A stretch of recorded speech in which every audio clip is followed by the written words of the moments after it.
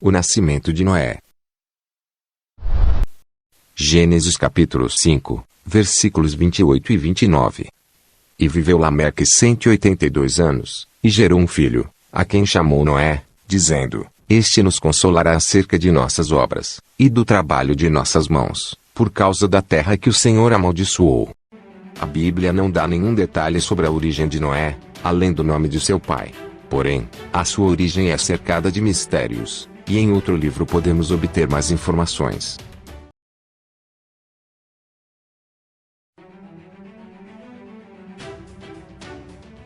O apócrifo de Enoque relata a história de uma estranha criança. Essa criança era Noé. Quando Matusalém escolheu uma esposa para o seu filho Lameque, e esta ficou grávida, e quando o menino nasceu notaram que ele não era uma criança comum. Ele era muito diferente dos outros, e Lameque, seu pai, teve medo. No capítulo 105 do livro apócrifo de Enoque, o nascimento de Noé é descrito da seguinte maneira. Recorrendo aos apócrifos. Livro de Enoque, capítulo 105. Depois de um tempo, meu filho Matusalém tomou uma esposa para seu filho Lameque.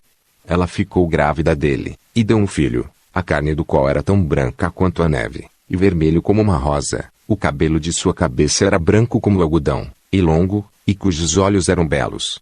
Quando ele os abriu, ele iluminou toda a casa, como o sol. Toda a casa abundou de luz. E quando ele foi tirado da mão da parteira, Lameque, seu pai, ficou com medo dele, e correndo rapidamente veio ao seu próprio pai Matusalém, e disse: Eu gerei um filho, diferente dos outros filhos. Ele não é humano, mas, assemelhando-se à geração dos anjos do céu, é de uma natureza diferente dos nossos, sendo completamente diferente de nós. Seus olhos são brilhantes como os raios do sol, seu semblante é glorioso. E ele parece como se não pertencesse a mim, mas aos anjos. Eu estou temeroso de que algo miraculoso deva acontecer na terra nestes dias. E agora, meu pai, deixa-me pedir e requerer de ti ao nosso progenitor Enoque, e aprender dele a verdade, pois sua residência é com os anjos. Então eu, Enoque, respondi e disse: O Senhor efetuará uma nova coisa sobre a terra. Isto eu tenho explicado, e visto numa visão. Eu tenho mostrado a ti, que nas gerações de Jared, meu pai, aqueles que estavam no céu desconsideraram a palavra do Senhor. Eis que eles cometeram crimes, deixaram de lado sua classe, e misturaram-se com mulheres. Com elas também eles transgrediram, casaram-se com elas e geraram filhos. Nos textos apócrifos de Enoque, temos uma descrição detalhada da essência extraterrestre de Noé.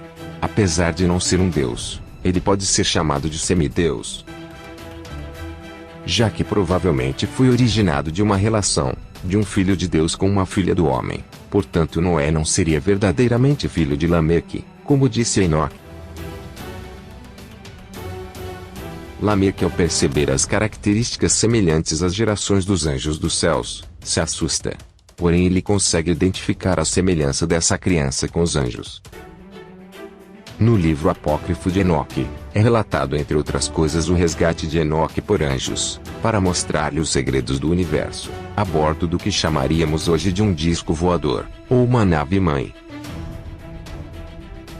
Os seres celestiais revelam os mistérios das estrelas, dos planetas e de todo o universo. Enoque é levado ao mundo deles. Ele viu suas construções que se assemelham a prédios com janelas de vidro.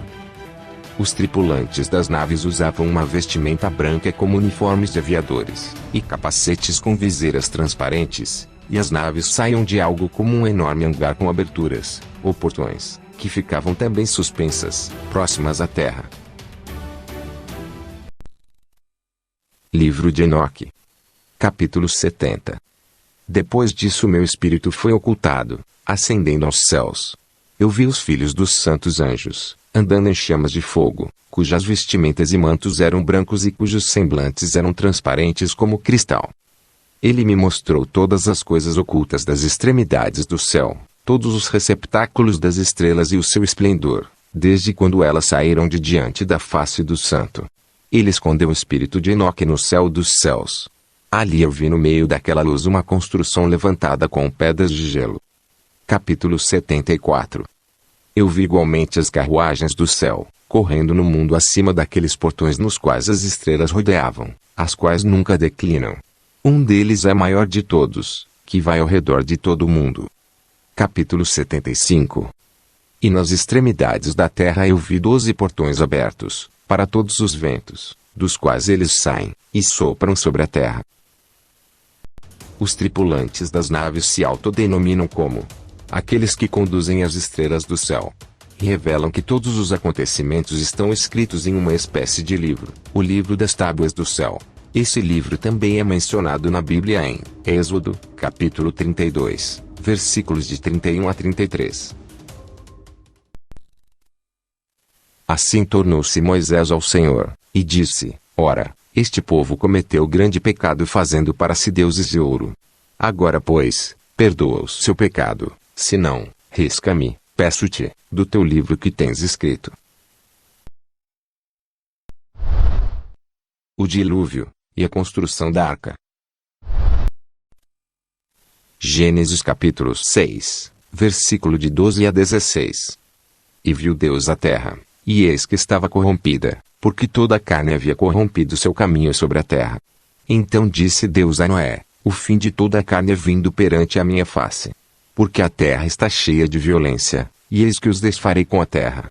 Faze para ti uma arca da madeira de gofer, farás compartimentos na arca e a betumarás por dentro e por fora, com betume. E desta maneira farás: de 300 côvados o comprimento da arca, e de 50 côvados a sua largura, e de 30 côvados a sua altura. Farás na arca uma janela, e de um côvado acabarás em cima, e a porta da arca porás ao seu lado, falhas andares, baixo, segundo e terceiro. Fica claro que o dilúvio tem a função de eliminar uma espécie corrompida, uma raça impura. Porém, para evitar a extinção total de todos os seres viventes, ou apenas daquele povo daquela região em questão. Já que, afirmar que o dilúvio enviado por Javé tem afetado todo o planeta, é algo questionável. Javé, em seu momento de compaixão, resolve fornecer a Noé uma saída, a construção de uma arca que resolveria esse impasse. Como isso seria necessário para um ser divino, e como uma arca de pequeno porte, em relação ao que ela seria destinada, comportaria tantos animais em seu interior.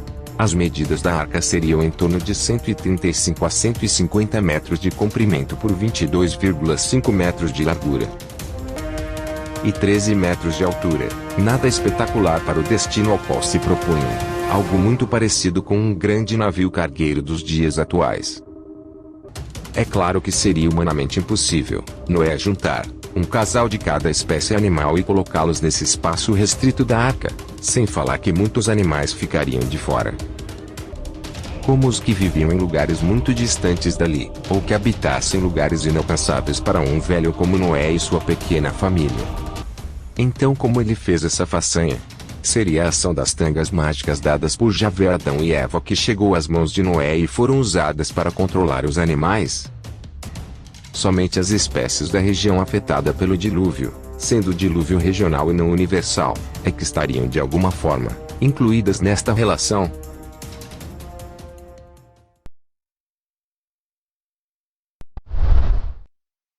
Um casal de cada. Gênesis capítulo 6, versículos de 19 a 21. E de tudo o que vive, de toda a carne, 2 de cada espécie, farás entrar na arca, para os conservar vivos contigo, macho e fêmea serão. Das aves, conforme a sua espécie, e dos animais, conforme a sua espécie, de todo o réptil da terra, conforme a sua espécie, 2 de cada espécie virão a ti, para os conservares em vida. E tu, toma para ti de toda a comida que se come, e ajunta para ti, e te será para mantimento, para ti e para eles. É apropriado para o Javé conservar um casal de animais de todas as espécies para multiplicá-los futuramente sobre a terra, já que o dilúvio mataria todos os animais terrestres. Em meados de 2008, o Museu de História Natural de Londres criou o projeto da Arca Congelada, com o objetivo de manter guardados os DNA de todas as espécies de animais, plantas e seres vivos possíveis do planeta. Assim poderíamos trazer as espécies de volta por procedimentos genéticos em laboratórios, após um cataclismo devastador. Teria a Arca de Noé alguma semelhança com a Arca Congelada do Museu de Londres? Os DNA dos machos e das fêmeas serão utilizados para recriar novos seres, machos e fêmeas, por experimentos genéticos. A comida colocada na arca seria apenas para a manutenção de Noé e sua família. O dilúvio, um evento programado. Gênesis capítulo 7, versículos de 1 a 4. Depois disse o Senhor a Noé: Entra tu, e toda a tua casa na arca, porque tenho visto que és justo diante de mim, nesta geração. Porque, passados ainda 7 dias, farei chover sobre a terra 40 dias e 40 noites, e desfarei de sobre a face da terra toda a substância que fiz. Porque Javé esperou 7 dias para enviar o dilúvio. A família de Noé já se encontrava dentro da arca, mas algo obrigava Javé a esperar ainda 7 dias. Como explicar a programação desse desastre? O que Javé ainda esperava acontecer para realizar suas vontades se a família que ele queria proteger já se encontrava em segurança, dentro da arca? O dilúvio teria data certa para acontecer e a arca ficou pronta 7 dias antes. A relevância dessa situação estaria no fato do evento ser programado com exatidão, o que revela algo não tão divino. Algo idealizado antecipadamente por Javé, ou outro ser, ou seres divinos. O pedido da construção da arca, com dados técnicos de construção fornecidos pelo próprio Noé, que incrivelmente o realiza em tempo mais que satisfatório, terminando 7 dias antes do prazo existente para se apertar o botão da tromba d'água, revela alguma forma de evento programado. É como se Javé soubesse que o mundo seria destruído por uma enchente colossal em um futuro próximo, e se apressasse para avisar e ajudar a Noé, antes que fosse tarde demais.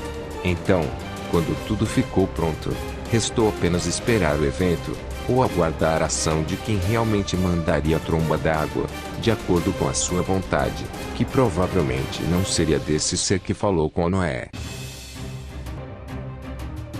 Fica cada vez mais aparente a ideia de um grupo de seres extraterrestres, tomando decisões que afetariam profundamente nossos destinos, e a reação contrária de alguns deles a essas decisões, buscando nos livrar dos males que essas ações nos trariam. O prazo de 1 ano seria o tempo natural da aproximação do planeta intruso Nibiru. O dilúvio seria a consequência dessa aproximação. Após o cessar das chuvas, a arca encontra descanso no Monte do Ararat. Noé sai da arca com sua família e animais, para povoar novamente a terra.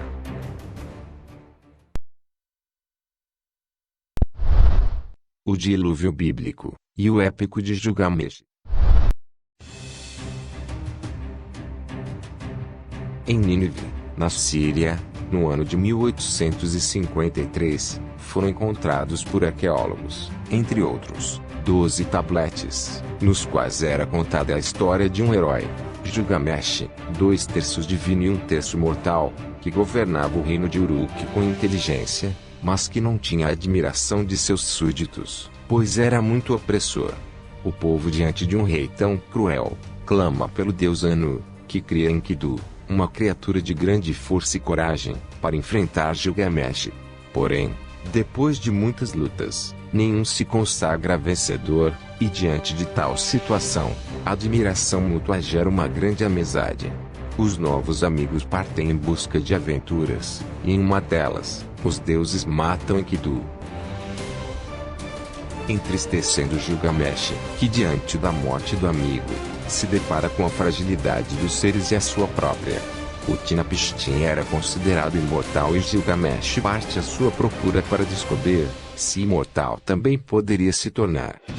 Mas a parte que interessa nesse momento é referente ao dilúvio de Utnapishtim, que de acordo com o 11º tablete foi enviado pelo Conselho dos Deuses para aniquilar a humanidade. Ea, Deus que criou o homem seria o correspondente ao Deus bíblico. Ele alertaria Utnapishtim para a vinda do dilúvio e lhe pediria que construísse um barco. Ó, homem de Shuruppak, filho de Ubartutu, demoli a casa e construiu um barco. Abandona a fartura e procura seres vivos.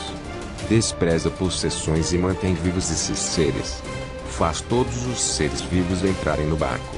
O barco que constróis, suas dimensões devem ser iguais umas às outras, seu comprimento deve corresponder à sua largura. Eu sulquei a forma de seus lados e os juntei. Dei a ela seios conveses, dividindo-a, assim, em 7 partes. Utnapishtim selou a arca com piche.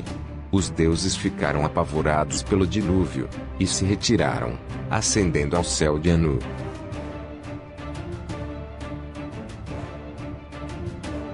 O dilúvio mesopotâmico durou bem menos, 6 dias e 7 noites, e a arca atracaria em outro lugar, no Monte Nizir, bem distante do Monte Ararat, a aproximadamente 500 quilômetros. Utnapishtim também soltaria uma pomba e depois uma andorinha, mas as duas voltaram, pois não encontraram terra firme. Então ele solta um corvo, e este não volta. Por fim, ele soltou os animais e sacrificou uma ovelha. E os deuses estavam com muita fome.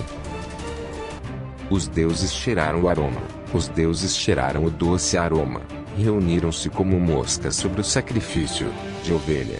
Observe que, como na Bíblia, é exposta a grande satisfação que os deuses tinham ao sentir o aroma agradável da carne queimada. Só que no mito de Gilgamesh é exposto o motivo para o holocausto, saciar a fome dos deuses. Algumas comparações podem ser feitas entre o dilúvio da Gênesis e o do Gilgamesh. Nos dois, toda a terra foi atingida. Na Gênesis, a causa foi a maldade do homem. No relato de Gilgamesh, foi o pecado. Foi Deus quem enviou o dilúvio na Bíblia. Já na epopeia suméria, foi uma assembleia de deuses. Noé é o herói bíblico, Utnapishtim, o sumério. O barco de Noé tinha 3 andares, foi recoberto por piche, tinha forma oblonga, enquanto que o barco de Utnapishtim tinha 7 andares, também era recoberta por piche e tinha forma de um cubo. Em ambas, foram colocados todos os tipos de animais, enviados pássaros e a arca repouso em uma montanha, Ararat para a arca de Noé e Nizir para de Utnapishtim. O dilúvio bíblico durou 40 dias, já o sumério, apenas 6 dias. Mas afinal, quem veio primeiro? A Bíblia ou os textos sumérios? Quem plagiou quem? Os estudiosos ainda não chegaram a um consenso a esse respeito. Então, vamos deixar esse ponto de lado e vamos nos deter na questão de qual dos dois tem mais lógica. A versão bíblica ganha na forma arquitetônica do barco. É claro que a forma quadrada, com 7 andares, dos sumérios, não poderia ser mais navegável que a forma oval construída por Noé. Outro ponto seria a duração do dilúvio.